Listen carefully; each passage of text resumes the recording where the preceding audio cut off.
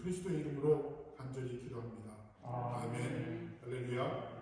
우리 다 함께 외칩니다. 회복되게 하소서. 회복되게 하소서. 회복되게 하소서. 이거는 우리가 자꾸 외쳐야 됩니다. 입술의 고백이기 때문에 그렇습니다. 오늘은 말씀의 제목이 인내중입니다. 인내중. 인내중. 그러니까 참는 중에 내가 과연 무엇을 할 것인가. 하나님께서 기대를 가지고 참으라고 우리에게 말씀하셨습니다. 꿈을 가지고 참으라고 하셨습니다. 그러면 가만히 그냥 참는 것이 참는 것일까? 아니면 그 인내 중에도 과연 무언가를 해야 될까? 해야 됩니다. 그 해야 되는 것을 야고보는 오늘 이 말씀 속에서 네 가지를 말하고 있습니다. 여러분, 우리가 사는 이 세상은요, 온갖 부조리와 제약이 난무하는 세상이라고 말합니다. 그리고 사실은 또 그렇습니다. 그런 가운데서 우리는 믿음을 지키고 때로는 우리가 어려움을 당합니다. 그런데 그런 가운데서도 우리가 기대하며 하나님의 공의가 임할 것을 소망하고 사는 것은 무엇일까요? 그것은 바로 전지전능하신 하나님께서 우리를 붙들고 계신다는 사실입니다. 그래서 우리는 기대하며 인내하며 살아갑니다. 여러분, 이 야고보는요, 야고보서는 5장까지 되어 있습니다. 근데 우리가 지난 한 2주 동안 야고보서를 쭉 아침마다 묵상을 해왔지만 거기에 보면 야고보가 주장하는 것은 한 가지예요. 그게 뭐냐면 행하라는 거예요. 행하라. 너희가 들었느냐? 행하라. 믿었느냐? 행하라. 너희가 마음에 감동을 받았느냐? 그러면 그것을 거기에 안고 있지 말고 그대로 행하라는 것입니다. 그러니까 지금 야고보가 이 편지를 쓴 것은 지난 시간에도 말씀드렸지만 그 핍박을 피해서 죽음의 그 고난을 피해서 다 흩어져 버렸어요. 각지로 흩어졌어요. 그 흩어졌는데도 불구하고 거기에서도 고난은 계속되고 있었다는 것입니다. 그래서 야고보는 그 사랑하는 자기의 백성들을 향해서 이 편지를 쓰면서 너희가 당하는 그런 고난과 역경 속에서 우리 안에 선한 일을 시작하신 그 예수 그리스도께서 하나님께서 모든 것을 협력하여 선을 이루어가시는 그 공의를 믿고 기대하며 나아가자. 그리고 우리의 삶 속에서도 어렵지만 믿음의 열매를 맺기를 소망하라. 이런 권면을 하고 있는 것입니다.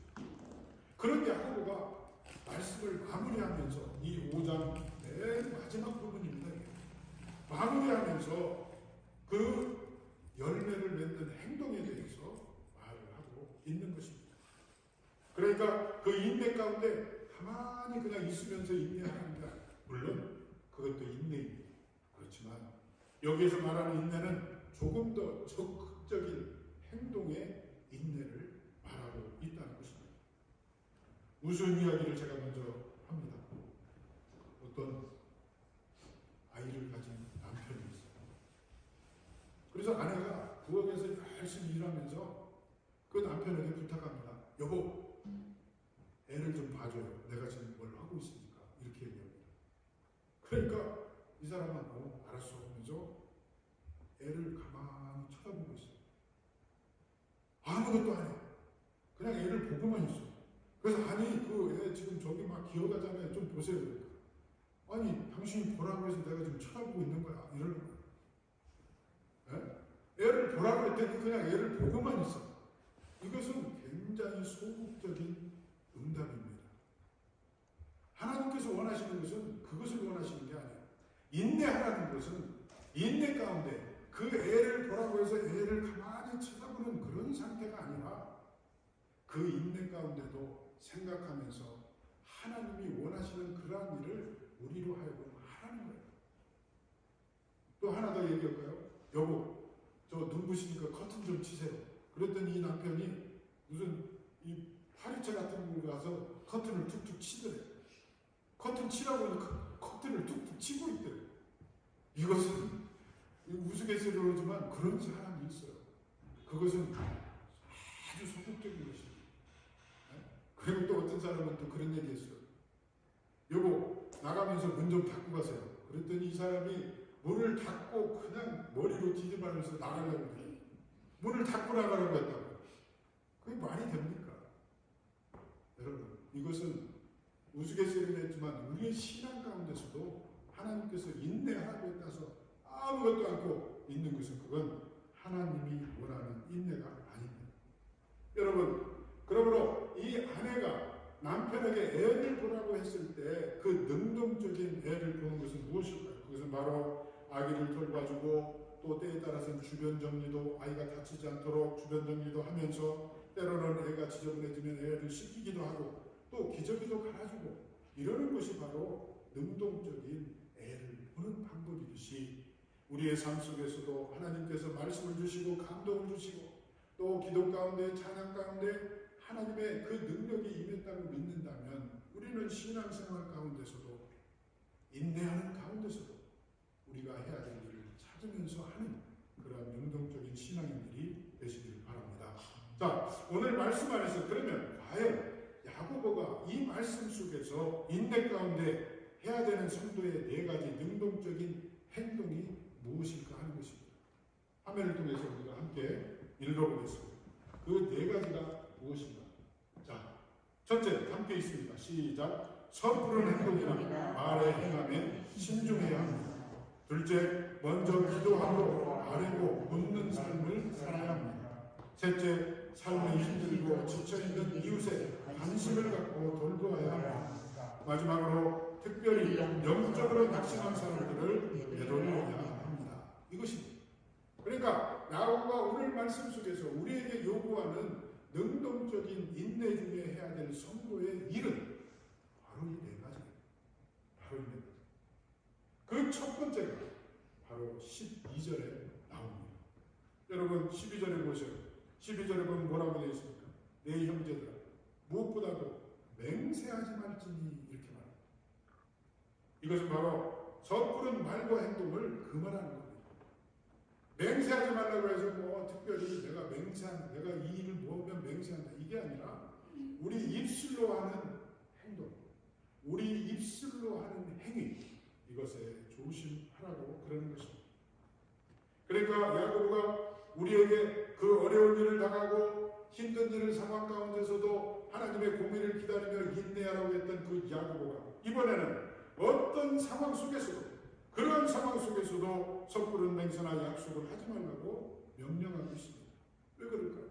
거기서 바로 사람이 연약해서 뭔가 다급해지고 불리해지고 이런 상황이 되면 자기도 모르게 성급하게 막 맹세하고 막 다짐하고 이러는 경우가 우리 인간들에게 있기 때문에 그렇다. 우리가 상황이 불리해지고 어려움에 처하고 막 그냥 피할 길이 없는 것 같이 보이고 그러면 나도 모르는 사이에 내 연약함이 드러나므로 그것으로 인해서 내가 그래 이것만 해주면 내가 맹세코 뭐 이렇게 막 이렇게 말을 합니다. 여러분 이 당시 성도들은요 제가 앞에서 여러 차례 언급한 것처럼 상당히 종교적인 박해와 억압 속에서 흩어져 살고 있었습니다. 그러니까 그 당시에 믿는다는 이유 하나만으로 성도들은 경제적인 불이익을 당하고 사회적인 고립 상태에 그들이 있었던 것입니다. 그래서 그런 어려움 속에 있는 성도들은 그 속박에서 벗어나기 위해서 때로는 신앙 고백을 번복하는 사람도 생길 수 있었을 것이고 또 세상의 권력에 편성하는 일들이 많이 벌어져 있었다는 사실입니다. 그것은 그때뿐만이 아니라 오늘도 마찬가지예요. 오늘 사는 우리에게도 어떤 상황이 생기면 거기에 편승하고자 하는 우리의 연약한 모습이 드러나기 때문에 그렇습니다. 그래서 그런 상황 속에 있는 살아가는 성도들에게 말합니다. 믿는 것과 믿지 않는 것에 대해서는 단호하게 예 아니면 아니요라고 말하는 거예요. 여기에 다른 건 없어요. 제가 이 말씀을 준비하다가 보니까 옛날 제 중학교 때 저희 친구가 생각났어요. 그 중학교 때 제 친구 중에 하나가 지금은 장로로 굉장히 열심히 교회를 봉사하고 있는데 그 친구가 그렇게 친구들에게 교회 가자고 했던 그 친구가 있어요. 그런데 왜 저는 그때도 그 친구의 말을 듣지 않고 그렇게 교회를 안 갔나 몰라요. 근데 그 친구 중에 하나가 이런 말을 했어요. 왜 안 가냐? 그러니까 분명히 하나님은 선한 분이라 분명히 지옥과 천국 사이에 완충지대가 있을 것을 나는 믿는다. 그러면서 자기는 나중에 그 완충지대에 가가지고 그때 내가 결정하려고 그런다. 이런다는 거예요. 여러분, 그런 것은 없습니다. 여러분, 우리가 흔히 말하는 대로 예수, 천당, 불신, 지옥입니다. 그 중에 그 무엇도 없어요. 내가 나중에 죽을 때 숨이 꼴딱꼴딱 넘어갈 때 그때 내가 고백해야지. 천만에 늦을 수 있어요. 그것을 누가 장담해요? 내가 숨이 꼴딱꼴딱 할 때까지 정신이 바를지 누가 장담해요? 알 수 없어요. 그렇기 때문에 야고보는 오늘 12절 말씀을 통해서 믿는 거에 관하나 예스 아니면 노다 이겁니다. 예는 무엇입니까? 천국입니다. 노는 무엇입니까? 지옥입니다. 여러분, 만약에 어느 날 주님께서 여러분에게 아무개야 내가 나를 믿느냐 이렇게 물으신다면 여러분은 뭐라고 대답하시겠습니까? 여기 앉아 계신 여러분들은 다 똑같이 예라고 대답할 줄로 믿습니다. 그런데 어느 누구는 노라고 할 것이고 아니요, 저는 제 주먹을 믿습니다. 저는 제 돈을 믿습니다 하는 사람도 있을 것이고, 또 혹자는 아까 제가 말한 제 친구처럼 주님, 아마는 주님이 사랑이시니까 나중에 어떤 길을 여시겠죠, 이런 사람도 있을 것입니다. 그렇지만 여러분, 아무리 어쩌고 저쩌고 해도 소용없습니다. 이것은 예 아니면 노로 대답해야 된다는 것입니다. 또한 하나님께 구하며 기도할 때 그 조급한 마음이 과한 나머지 어떤 사람들은요, 하나님의 뜻과 아무 상관도 없는, 또 하나님은 바라지도 않는 것을 스스로 드리겠다고 하면서 맹세하는 사람이 있어요. 근데 불행하게도 이런 것은요, 교회 안에서 신앙이 좋고 교회를 오래 다닌 사람 중에 이런 실수를 하는 사람들이 있습니다. 뭐냐면 이거예요. 연초가 돼요. 우리가 이렇게 기도의 제목을 이렇게 냈잖아요. 이렇게. 그렇듯이 많은 사람들은 연초가 되면 지난해를 돌아보면서 하나님 앞에 감사합니다. 그리고 새해를 설계합니다. 그러면서 하나님 앞에 기도해요. 좋습니다. 그렇지만 그 기도 가운데 혹자들은 이런 기도를 하는 사람이 있어요. 하나님, 이번 연도에요, 저를 이런 것을 해주시면 제가 앞으로 주일 성수 잘 하겠습니다. 또 어떤 사람은 하나님, 나에게 우리 자녀 이런 거 해주시면요, 제가 그 녀석 그냥 콧줄이라도 떼가지고 제가 교회에 데리고 가겠습니다. 또 어떤 사람은 주여 저를 좀 승진시켜 주시면 제가 앞으로는 11조 잘 하겠습니다. 또 혹자는 주여 제가 작년도에는 11조를 여차저차한 이유로 너무 어려워서 몇 번 빼먹었는데 금년에는 빼먹지 않고 잘 하겠습니다. 이런 약속을 하는 사람이 있어요. 이것은 결단코 되는 일이 아닙니다. 이래서는 안 됩니다. 여러분 생각해 보세요. 이렇게 기도하는 사람들의 하는 그 말을 자세히 들어보면 그 모든 것들은 이미 했거나 하고 있어야 되는 일이에요. 그걸 가지고 하나님과 딜하고 협상할 조건이 아니에요. 그렇잖아요. 11조 하는 것, 주일 성수하는 것, 교회 나가서 봉사하는 것, 하나님의 말씀을 전하기 위해서 나가서 일하는 것, 이것은 하나님과 주여 이거 해주면 제가 그거겠습니다. 그 대상이 아니라는 것입니다. 그렇기 때문에 야고보가 오늘 이렇게 말하는 그 내용 중에는 우리의 그 연약한 모습으로 인해서 행여 우리가 하나님과 협상하려고 하는 그런 마음이 있기에, 그런 교만한 마음이 있기에 그것을 미리 차단하고자 오늘 이 말을 저와 여러분들에게 하고 있다는 것입니다. 차라리 그런 일이 생긴다면 하나님 앞에 그냥 나와서 주여 이러기를 원합니다. 하나님. 그러나 이것이 제 뜻만이 아니고 하나님의 뜻이 되기를 원합니다. 내 뜻이 하나님과 합당한 뜻이 되기를 원합니다. 하나님의 합당한 뜻으로, 합당한 방법으로, 합당한 때에 이것을 이루어 주시옵소서. 이것이 맞지 주여 이거 해주면 내가 이거 했습니다. 이것은 결단코 하나님 앞에 합당한 기도가 아니라는 것입니다. 사랑하는 여러분, 이런 어처구니 없는 것이 우리에게 다가 있다는 것입니다. 특별히 금전적인 문제로 하나님과 협상하는 그런 성도 결단코 되지 않기를 바랍니다. 여러분, 우리가 특별히 교회 안에서도 우리가 강대상에서 금전 얘기를 하는 것을 성도들은 많이 싫어한다고 합니다. 그렇다면 저는 이 말씀을 준비하면서 생각해 봤어요. 왜 성도들이 돈 얘기하면 싫어할까? 왜? 그 이유는 하나밖에 없어요. 떳떳하지 못하기 때문에.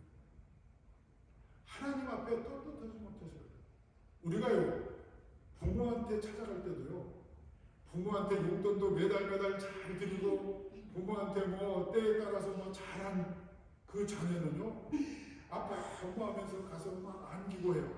근데 왔는데 눈앞에서 이렇게 우측 들고 이렇게 제대로 피지 못하고 그냥 엄마 아빠 얼굴을 제대로 못 보는 그런 자녀는 왜 그럴까요? 하고 싶었으나 여러 가지 이유로 인해서 제대로 하지 못해서 그렇다는 거예요. 그렇다면 우리가 하나님 앞에도 마찬가지입니다. 여러분, 하나님 앞에 100% 떳떳한 사람은 없습니다. 그렇지만 내가 할 수 있는 최선을 다하는 성도가 되시길 바랍니다. 나 스스로 생각할 때도 주여, 저는 이만하면 최선을 다한 것 같습니다. 그렇지만 어떤 때에는 제가 실족한 때도 있었습니다. 어떤 때에는 내 자녀 문제기에 내가 그 자녀를 너무 사랑하니 예수 그리스도의 마음으로 조금 돌아간 때도 있었습니다. 그렇지만 주여 용서해 주시고, 그렇지만 제가 지난 1년 동안 살면서 제가 최선을 다했습니다. 하나님 감사합니다. 이런 기도를 스스로 꺼리낌 없이 드릴 수 있는 그런 성도들이 되시기를 바랍니다. 여러분, 자, 이렇게 해서 이 12절 말씀을 통해서 야고보는 우리에게 말하고 있는 거예요. 철저하게 섣부른 행동이 그런 말의 행함에 조심하라는 거예요. 결단코 우리가 함부로 하나님을 걸고 맹세하거나 내 이름을 걸고 맹세하거나, 어떤 사람은 자녀 이름을 걸고 맹세하는 사람도 저는 가끔 봤어요. 여러분, 그것은 오늘 말씀의 근거에서 결코 할 일이 아니라는 것을 꼭 기억하시고 말의 행함에 있어서 섣부르게 행동하지 않는 저와 여러분들이 되시길 바랍니다. 두 번째 능동적인 행위의 부탁은 기도하라는 것입니다. 기도하라는 거예요. 여러분, 우리가 기다리고 인내의 시간을 기도함으로 견딜 것을 그 야고보는 말하고 있는 것입니다. 야고보는 기도하는 사람이었다고 합니다. 그는 앞에서 성도가 환난과 고난 속에 마음을 굳건히 하며 참고 인내할 것을 여러 차례 말해왔습니다. 그리고 본문에서는 그 시간들을 기도함으로 채우라고 권면하고 있습니다.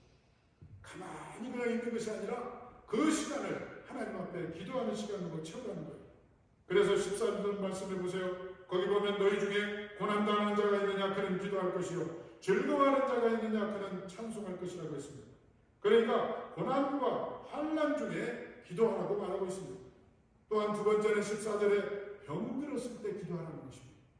그리고 세 번째는 오직 하나님만이 해결할 수 있는 상황을 만났을 때 기도하라는 거예요.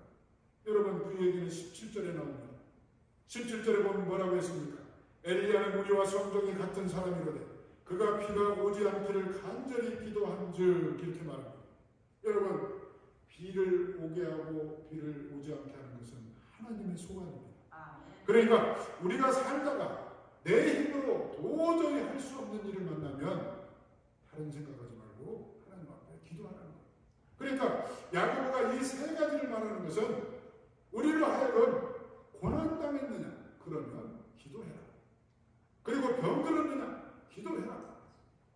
네가 할 수 없는 일을 만났느냐 그러면 기도하라는 거예요. 다른 무엇이 필요했겠습니까? 그러니까 야고보가 이렇게 말하는 이유는 전지전능하신 하나님의 마음을 움직일 수 있는, 하나님의 능력을 움직일 수 있는 유일한 방법이 기도라는 거예요. 기도 외에 다른 길이 없다는 거예요. 아무리 내가 돈을 많이 벌어서 하나님 앞에 성전을 대궐같이 지어서 바친다 한들, 아무리 내가 하나님 앞에 나와서 부르짖는다 한들 기도 외에는 다른 방법이 없다는 거예요.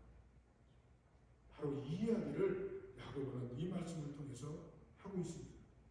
그런데 여러분, 우리는 가끔 가끔 보면 교회 안에서 그런 사람이 있어요. 저는요 기도에 능력이 없어요. 저는 기도해도 하나님이 안 들으시는 것 같아요. 왜 그럴까요? 잘못 생각해서 그래요. 여러분, 특별한 사람에게만 기도의 능력이 일어나는 것은 결코 아닙니다. 이 기도의 능력이라는 것은 사람이 아닙니다. 사람을 통해서 일어나기는 하지만 그것이 그 사람의 됨됨이나 그 사람의 능력이나 그 사람의 가진 것이나 그 사람의 어떤 것으로 되는 것이 아니라 그 사람에게 임한 하나님의 영이 하신다는 일이에요. 하나님의 영이 하시는 일이지 어떤 사람이 하는 게 아니에요. 근데 우리는 오늘날 매스컴 보세요. 뭐 그냥 사람들이 어디 뭐 기도원에 막 합니다.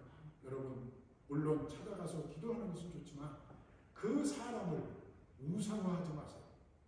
사람은 결코 사람으로 끝나는 것입니다.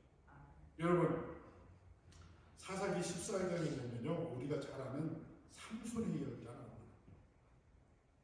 우리가 잘 아는 대로 삼손은 굉장히 힘이 센 사람입니다. 그래서 자기 백성들을 블레셋으로부터 막 구해내고 블레셋을 물리치고 하는 사람입니다. 그런데 그가 아무것도 없이 사자를 잡는 장면이 거기에 나옵니다. 14장. 거기에 뭐라고 되어 있냐면 여호와의 영이 삼손에게 강하게 임하니 그가 손에 아무것도 없이 그 사자를 염소 새끼를 찢는 것 같이 찢었다는 표현이 나옵니다. 그러니까 그가 아무것도 없이 그냥 손으로 염소를 잡는 것처럼 사자를 잡았다는 것입니다. 뭘 때? 여호와의 영이 그에게 임하니 그렇게 되어 있습니다. 그리고 나서 그가 교만해졌습니다. 여인에게 빠졌어요. 바로 그 이름은 들라일라. 그 노래에도 등장하는 들릴라에게 빠졌어요. 그래서 자기의 사명을 다 까맣게 잊고 그 여인과 희희낙낙거렸어요. 그래서 이제 어떻게 됐습니까? 16장 20절에 보면 이렇게 말합니다. 여호와께서 이미 자기를 떠나신 줄을 깨닫지 못하였더라. 블레셋 사람들이 그를 붙잡아 그의 눈을 빼고 끌고 가서 내려가 놋줄로 매고 그에게 옥에서 맷돌을 돌리게 하였더라. 이렇게 되어 있어요. 그러니까 그가 여호와의 영이 떠나고 나니까 그는 일반 사람이 되어서 블레셋 군인들에게 잡혀서 눈이 뽑히고 지하에 내려가서 소처럼 맷돌을 돌리게 되었더라. 이렇게 말합니다. 여러분 어떠세요? 삼손이 위대합니까? 아니면 삼손 안에서 역사한 하나님의 영이 위대합니까? 바로 하나님의 영이 그 안에서 내주하시고 역사하실 때 그런 일이 나타난다는 거예요. 그러니까 우리도 하나님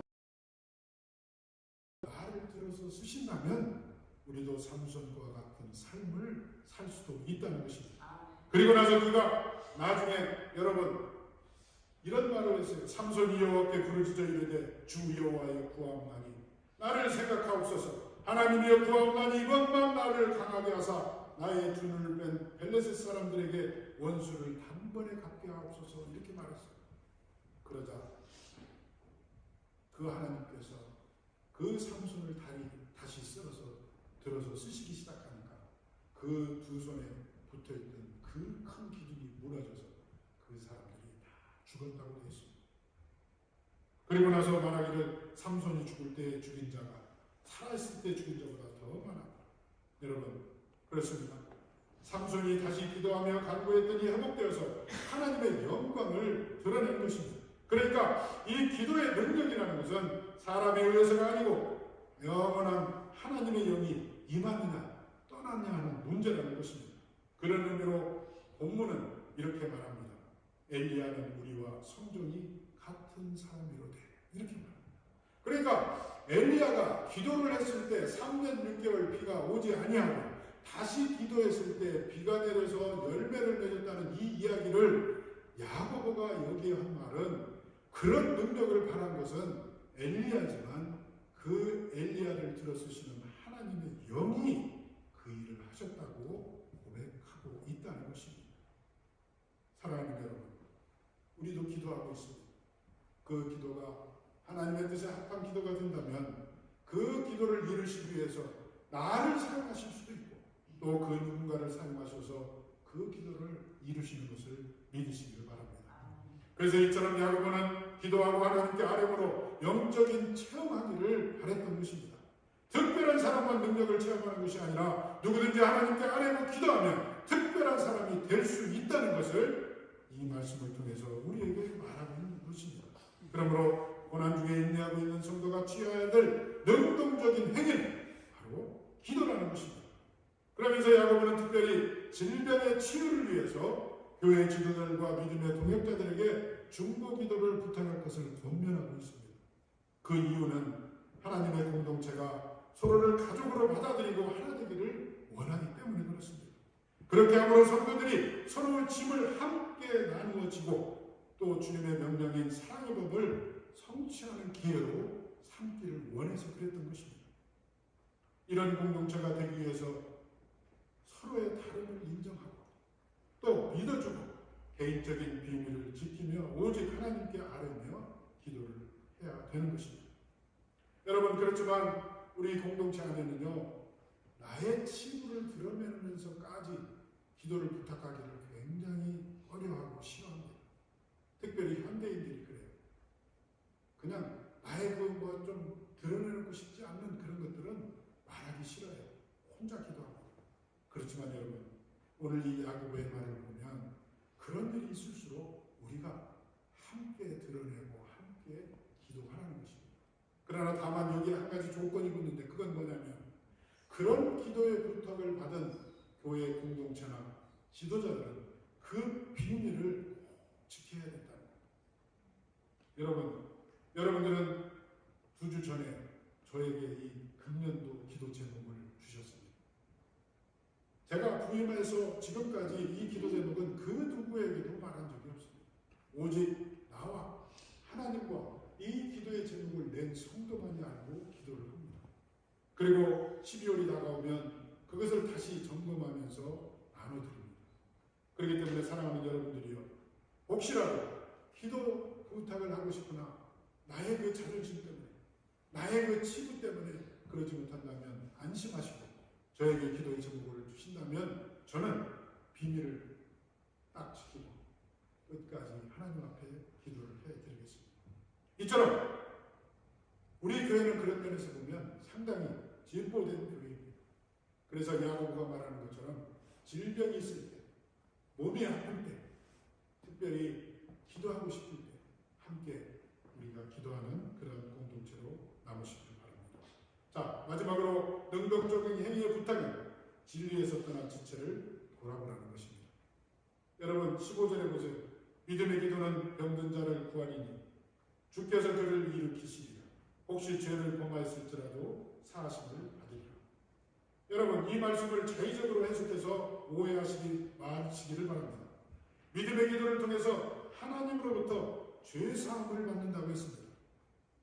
그러니까 이 기도는 그 기도하는 사람의 어떤 능력으로 죄를 사해준다는 것이 아니라 오늘 말씀에 보면 죄를 범하였을지라도 사하심을 받는다고 했습니다. 바로 하나님으로부터. 그렇기 때문에 기도하라는 것입니다. 여러분, 우리가 잘 아는 대로 성경이 말하는 죄가 무엇입니까? 그것은 하나님의 진리에서 벗어난 행동은 다 죄입니다. 하나님의 말씀에서 벗어난 행동은 전부 다 죄입니다. 그것이 세상에서 인정받고 세상에서 존귀함을 받는다는 어떤 일이 될지라도 하나님의 뜻과 상관없는 진리에서 벗어난 것은 그것은 죄입니다.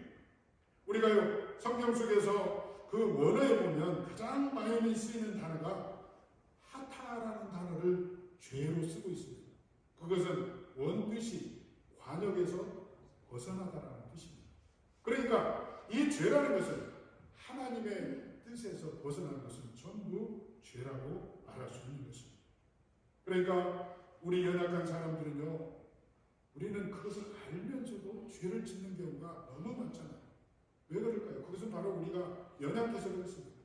그래서 우리는 머리는 옳고 그름을 분별하는데도 막상 실생활에서 우리의 삶 속에서 그 진리를 실천하고자 하면 굉장히 어려워요. 왜? 세상 것들이 우리를 미혹하기 때문에 그렇습니다. 그래서 말합니다. 19절에 형제들아 너희 중에 미혹되어 진리를 떠난 자, 이렇게 말합니다. 그러니까 세상의 그 좋은 것, 보암직한 것, 먹음직한 것들이 우리를 계속 미혹함으로 그것으로 인해서 내가 진리의 뜻을 바르게 가고자 하나 나를 자꾸 샛길로 가게 한다는 것입니다.